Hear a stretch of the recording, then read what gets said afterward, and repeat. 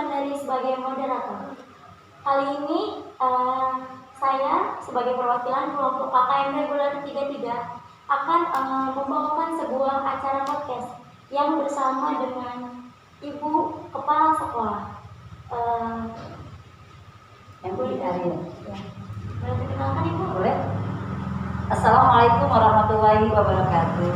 Salam perkenalan dan salam sehat untuk semuanya. Saya adalah kepala sekolah dari MI Arya Pinang. Nama saya Haja Dewi Satya, sarjana agama. Tanggal lahir saya Tangerang 6 April 1971. Kemudian jabatan saya sebagai kepala madrasah di Madrasah Ibtidaiyah Arya Badiah Pinang. Setelah kita perkenalan, di sini saya mengapa kita mengadakan podcast bersama Ibu Kepala Sekolah adalah di masa pandemi ini banyak sekali aspek bidang-bidang yang menjadi korban gitu ya, dampak dari COVID-19 ini. Sebagaimana kita tahu, pendidikan juga terkena, ekonomi terkena, pemerintahan juga sangat terkena. Jadi kita di sini membawakan ada beberapa bidang untuk kita wawancarai gitu ya. Boleh tahu Ibu sudah berapa lama menjadi kepala sekolah? Saya sekitar hampir 27 tahun jadi kepala sekolah. Lebih mungkin ya, dari tahun 1991 sampai saat ini. Tapi saya insya Allah pengen punya regenerasinya ini. Cuma memang saat ini belum ada untuk keluarga yayasan. Masih saya yang pegang, tapi insya Allah regenerasinya terus akan kami teruskan kembangkan untuk bisa nanti pada saatnya saya sudah mundur ataupun saya sudah waktunya sudah mulai ada pengganti saya insya Allah. Mudah-mudahan atau dari guru atau dari keluarga yayasan sendiri. Selama 27 tahun menjabat sebagai kepala madrasah ya Bu, gimana menanggapi ketika tiba-tiba ada pandemi seperti ini yang kita belum pernah rasakan sebelumnya, terutama Ibu sebagai kepala sekolah? Sangat luar biasa, kaget gitu ya, dan juga rasa sedih, rasa duka sesungguhnya. Tapi tetap kita sebagai garda terdepan dari pendidikan, tetap kita akan mengembangkan pendidikan walaupun di masa pandemi ini, baik dari segi kurikulumnya maupun dari segi-segi yang lainnya, untuk tetap dalam dunia pendidikan tetap berjalan dengan lancar seperti waktu-waktu yang sebelum ada pandemi. Ketika bulan Maret itu kan kita diadakan PSBB ya Bu. Betul. Terus kayak sekolah diliburkan, semuanya aktivitas dari segi apapun diliburkan gitu ya. Bagaimana tanggapan Ibu ketika kebijakan pemerintah itu menetapkan bahwa ini adalah sebagai pandemi, terus sekolah itu harus libur, harus secara daring? Bagaimana respon Ibu? Tetap kami sebagai dunia pendidikan dan kami juga tetap mengikuti pemerintah, karena mungkin pemerintah pun sudah punya rencana yang terbaik untuk dunia pendidikan. Di antaranya kami tetap respon dalam kebijakan-kebijakan pemerintah, di antaranya mengadakan sekolah daring. Tapi dari sekolah ini punya program juga di samping daring, kami juga visit home. Seperti itu. Kalau sebenarnya kebijakan pemerintah yang diedarkan kepada sekolah-sekolah ini seperti apa sih Bu? Apakah harus di rumah aja atau emang boleh melaksanakan tapi tetap menjaga protokol kesehatan itu seperti apa sih? Sesungguhnya kalau kita mengikuti prosedur atau kebijakan pemerintah, kami di pendidikan tidak boleh sama sekali tatap muka. Tetap kami berusaha bagaimana caranya supaya siswa-siswa kami ini tetap belajar dengan baik, dan juga walaupun di masa pandemi ini, di antaranya kami mengadakan rapat.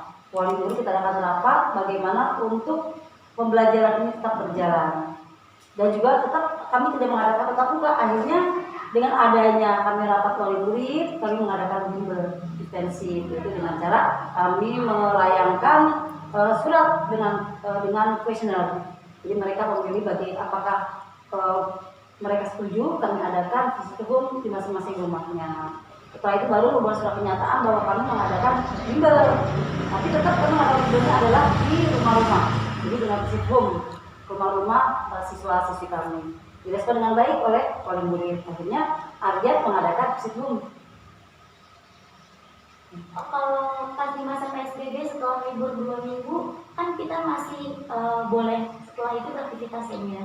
Nah, bagaimana masa transisi ketika dari sekolah biasa menjadi daring, kemudian menjadi semuanya benar-benar daring dan tidak boleh datang ke sekolah itu, bagaimana MI Ardiat ini melaksanakan masa transisi tersebut? Ya, sesungguhnya kami juga merasa sedih ya dengan masa-masa transisi pandemi ini. Di antaranya semua aktivitas sekolah terhenti, kemudian juga siswa-siswi tidak boleh ke sekolah juga tatap muka. Dengan masa-masa transisi ini, kami dan pihak sekolah sangat merasa bagaimana ya? Merasa sedih aja gitu ya, merasa sedih karena dengan bagaimanapun juga anak kami itu merasa kurang untuk mendapatkan pendidikan. Di antaranya satu, repotnya orang tua dalam menangani putra-putrinya belajar di rumah dengan online atau dengan daring ya. Di antaranya kesulitan mereka itu merasa keberatannya dengan kota, setiap hari kota gitu kan. Mereka mungkin dan juga anaknya juga merasa bosan lama-kelamaan dengan cara daring, bosan dan jenuh. Akhirnya mereka juga nggak semangat lagi belajar. Lama-lama mereka ingin sekali kangen juga dengan sekolah. Mereka kangen dengan sekolah, mereka kangen dengan guru. Akhirnya kami khususnya MI Ardiat mengadakan pertemuan wali murid. Bagaimana supaya anak-anak ini kangennya terbalaskan. Dengan kami mengadakan rapat wali murid, akhirnya alhamdulillah disetujui oleh wali murid dengan cara visit home. Akhirnya transisi ini sudah mulai agak berkurang, walaupun masih kondisinya pandemi COVID.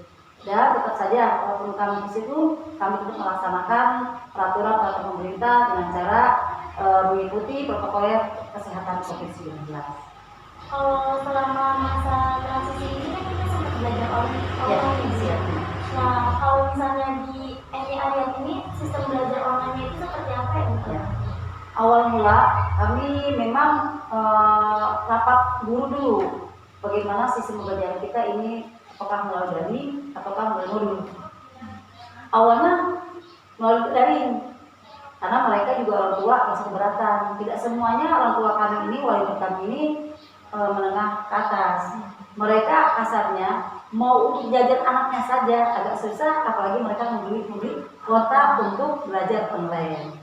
Akhirnya dari hal itu kami menyikapi pandangan-pandangan ataupun keberatan-keberatan wali murid. Akhirnya kami membuat modul. Modul kami seperti ini, mungkin bisa nanti kami perlihatkan pada adik-adik mahasiswa. Kami akhirnya membuat modul bagaimana caranya supaya wali murid itu tidak keberatan dengan kuotanya. Kami membuat grup, tetap kami membuat grup wali murid. Jadi kami share materi-materi kami ya melalui modul ke grup saja, jadi tidak melalui online atau Zoom ataupun yang lainnya. Jadi kami masukkan atau kirim modul ini atau pembelajaran ini lewat WA grup wali murid kelas masing-masing. Dengan contoh seperti ini, pedoman atau modul belajar di rumah Madrasah Ibtidaiyah Ardiatul Badiah. Kami setiap hari membuat modul, tapi modul ini kami jadikan sebagai RPPH, rencana pembelajaran ya, kegiatan pembelajaran harian. Rencana kegiatan ya, persiapan pembelajaran harian jadinya. Jadi sama saja sebenarnya kita pun sebagai guru kalau mengajar juga harus punya persiapan, harus ada modul. Tetapi modul itu biasanya hanya dipegang oleh guru. Tapi karena ini masa pandemi, modul ini kami share dan kami serahkan kepada wali murid. Ya bisa mengetahui program guru dan juga produk sekolah.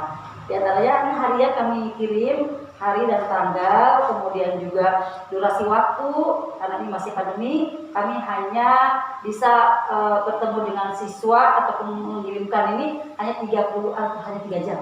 Di antaranya yaitu 30 menit untuk pembiasaan. Pembiasaan kami di Ardiat di antaranya mereka sudah punya wudu, kemudian sholat duha, ya, kemudian juga mereka membaca Al-Quran ya, surat Al-Fatihah dengan surat-surat yang lainnya sesuai dengan kelasnya. Jadi kami sih kalau tahfiz. Kemudian baca ayat kursi, Asmaul Husna, doa sholat duha, doa kunut, doa hafal Quran, baru doa belajar. Setelah itu, setelah 30 menit kami pembiasaan, baru kami di sekolah ini memberikan materi tematik. Nah, baru 60 menit pelajaran umum. Setelah tematik, baru bilang tadi. Jadi seperti yang kami perlihatkan di sini, mungkin ya, bisa kelihatan ya. Seperti ini modul kami. Kemudian juga Selain modul ini ada buku atau PowerPoint atau ya, media pembelajaran. media pembelajarannya kami dengan buku, dengan video, kemudian juga dengan praktek. Prakteknya bagaimana? Video juga. Jadi kalau materi praktek, maka kami dengan video. Jadi cara membuat, contohnya, misalnya keterampilan, ya kan? Melukis, gurunya juga di situ melukis. Cara melukisnya diajarkan oleh gurunya dengan ya seperti itu. Kemudian juga materi-materi yang bisa dengan video kami videokan. Kalau tugas-tugas mungkin bisa lewat langsung kirim video, bisa juga dengan lembaran seperti itu. Atau portfolio seperti itu. Ini untuk modulnya, untuk pembelajaran kami selama 3 jam. Kemudian juga ada juga kegiatan harian siswa. Jadi kami memantau walaupun masa pandemi ini tiap harinya kami memantau kegiatan siswa dari mulai bangun tidur sampai mereka di rumah dan juga mereka selesai pembelajaran dan ketika mereka bangun tidur lagi atau tidur kembali lagi. Contohnya seperti ini, agenda harian siswa.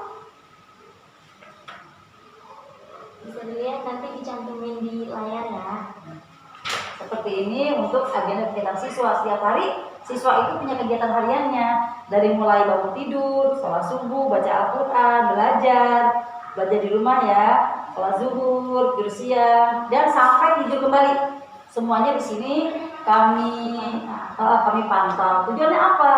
Karena di masa pandemi ini banyak orang tua yang sibuk sudah melaksanakan kegiatan pembelajaran mereka, sibuk juga dengan pekerjaan rumah atau pekerjaan kantor. Akhirnya kami dari pihak sekolah atau guru membantu kegiatan harian siswanya lewat modul tadi. Program harian ini kami kirim juga kepada wali murid. Ini setiap hari dikerjakan.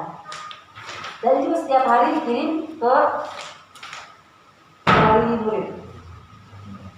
Jadi walaupun kita melaksanakan pembelajaran online, sekolah MT harian ini tetap menetapkan itu seperti kita berada di kelas. Jadi walaupun di rumah tetap ada dipantau ngajinya, hafalannya, sholatnya, semuanya dipantau karena mengetahui peran guru adalah orang tua pengganti bagi muridnya gitu kan ya Bu ya. Jadinya tetap di rumah tetap ada online-nya tetap dipantau gitu loh perjalanan hariannya.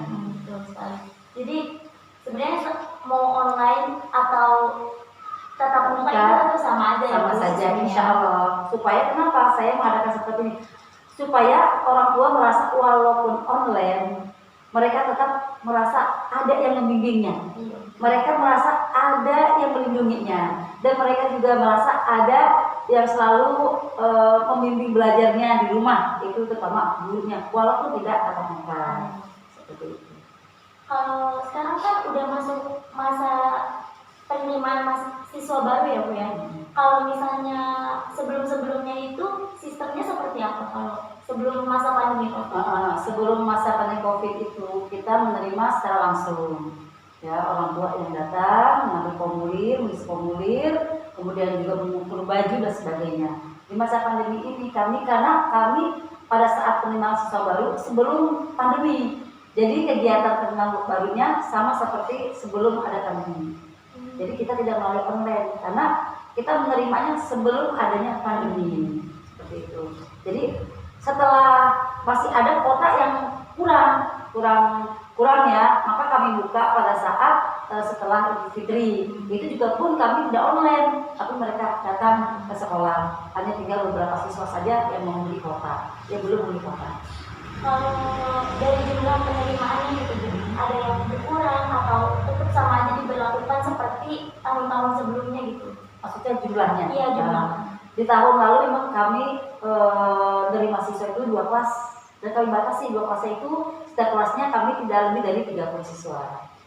Tahun ini juga sama, kami hanya menerima 60 siswa dalam 2 kelas. Tetapi pada saat masuk siswa baru itu ada 10 siswa yang mengundurkan diri. Ada alasannya. 1, 5 orang itu pulang kampung. Ketika masuk mereka belum informasikan. Setelah masuk baru informasikan bahwa siswanya sudah berada di kampung karena tidak bisa kembali lagi ke tempat sebelumnya ya, tempat domisilinya. Nah, yang 5 orangnya, 3 orangnya adalah umurnya belum cukup, mereka juga untuk tahun depan saja. Yang 2-nya tanpa keterangan. Jadi jumlah sisa yang sekarang ini 50 siswa. Yang sesungguhnya kami tiap tahun menerima 60. Kan kalau misalnya dilihat dari ada umur yang belum cukup, apakah tahun sebelumnya itu berpengaruh gitu Bu sama tahun yang ini? Misalnya tahun yang lalu itu harus umurnya minimal 6 tahun, tapi kemudian berubah setelah pandemi ini harus 7 tahun atau lebih. Oh tidak, sesungguhnya dari kalau kita melihat umur anak-anak itu sudah cukup untuk swasta ya. Untuk kami area itu menerima mulai 6 tahun 3 bulan. Saya terima. Kebetulan orang tuanya karena ini masa pandemi, maka mereka mengundurkan diri. Alasannya mereka baru umur 6 tahun 3 bulan. Sesungguhnya sudah kami terima. Itu jawaban dari wali murid yang mengundurkan diri mengatasnamakan bahwa anaknya umurnya belum cukup, maksudnya belum genap 6 tahun 5 bulan misalnya, ataupun 7 tahun ya. Kalau kami di sini di area terima mulai 6 tahun 3 bulan sudah kami terima. Tapi mereka memang sudah cukup kalau untuk ukuran area 6 tahun 3 bulan sudah, karena untuk masa pandemi jadi mereka lebih cukup sampai umur 7 tahun. Dia 2 orang tanpa keterangan seperti itu. Kalau kurikulum yang dipakai sendiri ini setelah masa pandemi sama sebelum masa pandemi itu apa perbedaannya? Tidak ada perbedaan sih, cuma sekarang diganti aja dengan peraturan KMA ya, yaitu 183 untuk agamanya. Kalau kemarin bedanya kalau sebelum ada pandemi sesungguhnya kurikulum sama ya, K13 ya, kita menggunakan kurikulum 13, cuma revisi ya. Yang sekarang ini kita mengacu kepada revisi 2020 menggunakan KMA ya 183 dan 184. Itu saja yang membedakan. Kalau yang kurikulum masih tidak berubah sesungguhnya, cuma membedakannya hanya KMA saja. Modul segala macamnya tetap sama ya? Sama. Maksudnya untuk yang sekarang ini perubahannya KMA kita ikutinya, tetap kita kurikulum 13, cuma dirubah dengan peraturan KMA. Jadi kita modulnya itu lihatnya dari KMA 183 184. Kalau KMA sendiri itu berisikan tentang apa? Kalau KMA khusus untuk pelajaran agama. Contohnya fikih, akidah, bahasa Arab, SKI dengan Al-Quran hadis.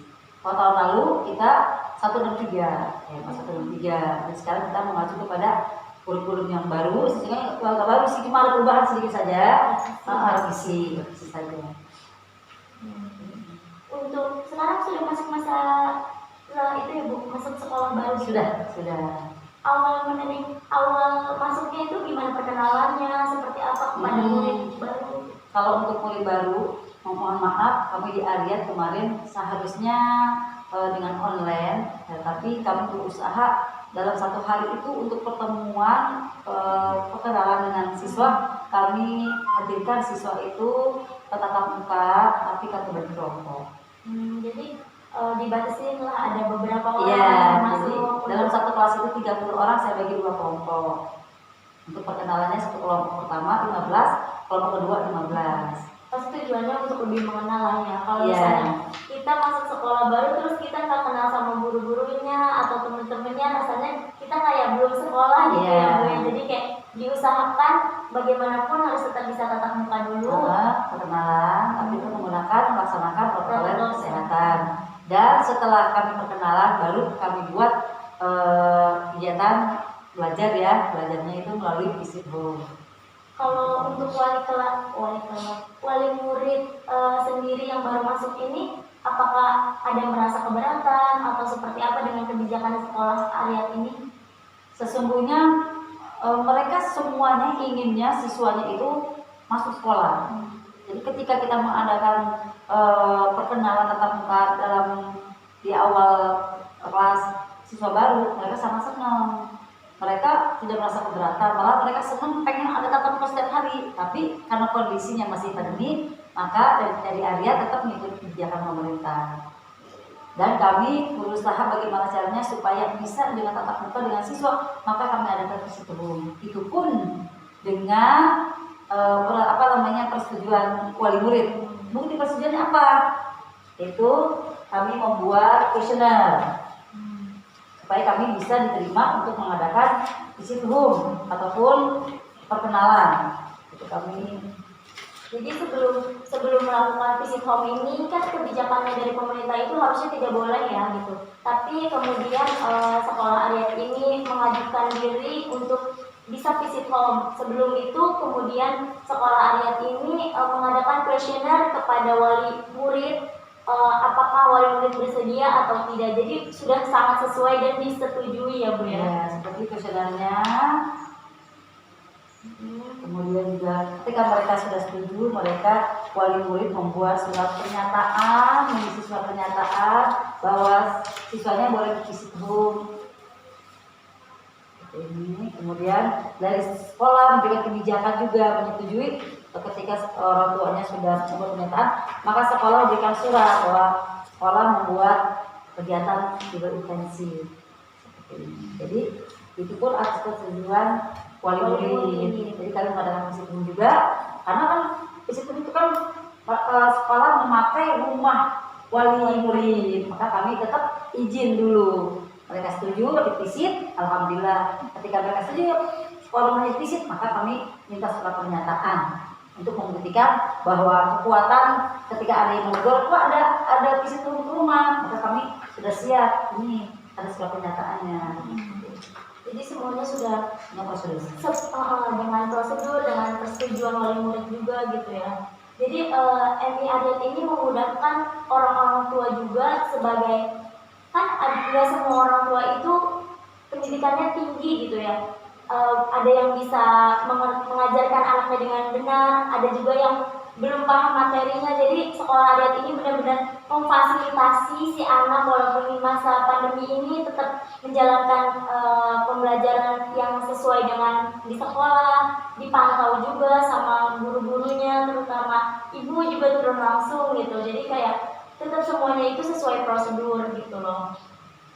Mungkin di sini ada beberapa sekolah ya Bu ya. Apakah kebijakannya itu terlihat sama atau berbeda? Setahu saya ada sebagian sekolah yang hampir sama dengan sekolah kami. Karena ada warga yang minta izin ke kami. Kebetulan saya pribadi sebagai ibu RT, jadi ada yang minta izin ke kami bahwa boleh tidak rumah kami divisit oleh guru. Saya jawab, maka boleh. Karena kami pun sama, ada juga izin mengadakan visit home dan izin kepada RT rumah yang divisit. Tujuan apa sih? Tujuan apa warga ataupun masyarakat minta izin kepada RT? Tujuannya satu, untuk menjaga keamanan, dan juga pada saat nanti ada yang menegur sudah ada bukti nyata ataupun otentik bahwa mereka diizinkan oleh RT-nya untuk visit ke rumah wali murid. Sejauh ini ada kendala yang dialami selama visit home ini apa ya Bu? Ada. Salah satunya jarak. Satu, jarak. Kedua, kita visit home itu di samping jarak. Kedua juga kita tidak setiap hari. Seperti itu. Jadi kita berkelompok. Kelompok itu kita jadikan 2 kelompok. Kelompok 1 di hari Senin dan hari Rabu, kelompok 2 di hari Selasa dan juga hari Kamis. Jadi anak-anak itu ketemu dengan gurunya pada saat visit hanya dalam 1 minggu 1 kali. Itu kendalanya apa? Ya mereka ketemu gurunya hanya sekali gitu, tetapi mereka sangat puas walaupun hanya 1 minggu sekali. Mereka merasa dibimbing, didekati, dan terus bersama-sama belajar dengan gurunya. Jadi di masa pandemi ini belajar itu kalau misalnya online terus, sebagai mahasiswa sendiri ya Bu, saya juga merasa ada yang kurang kalau misalnya nggak tatap muka langsung sama guru gitu ya Bu. Jadi sekolah ini mengatasi